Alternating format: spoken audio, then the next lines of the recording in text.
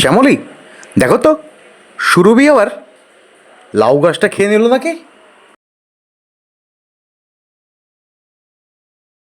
তুমি সারাদিন হাসো, গরুর জন্য কি আমার কিছু রক্ষা করতে হয় না? ও বাবা, গরুটাকেও তো দেখেছি, কি মোটা সোটা।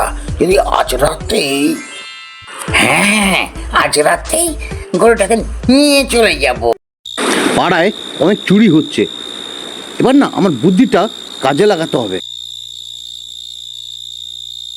কে রে? এই এই দেখো তো, কে যেন সুরভিকে চুরি করতে এসেছে। কে? আমি চোর ধরতে এসেছি। আমি গরুকে শিখিয়ে রেখেছি, কেউ যদি ধরতে আসে আজকে রাতে তাহলে শিং দিয়ে পেটাবি। ওমা গো, গরু বুঝে চোর ধরে। চল চল, পালাই পালাই। তোরা কোথায় পালাবি? চল প্রধানের কাছে চল।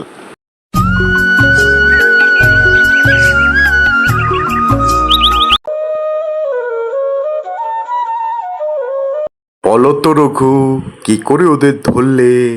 আমি সৌরভকে শিখিয়ে রেখেছিলাম, যদি ওকে কেউ আজকে রাতে ছুটে আসে তাহলে ও হাম্মা বলে চিৎকার করবে। আর আমি না গোটা ঘরের সামনে কাঁঠাল বীজ ছড়িয়ে রেখেছিলাম। ওরা গরুর ভয়ে কাঁঠালের বীজে পা ফেলে ধপাস করে পড়ে গেল। রঘু ভাই, আমাকে ছেড়ে দাও, দয়া করো। আমি আর কোনোদিন করব না।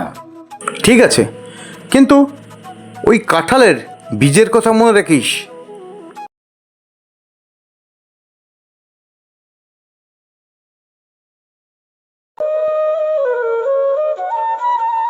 বাবা রঘু, তুমি আসল বুদ্ধিমান।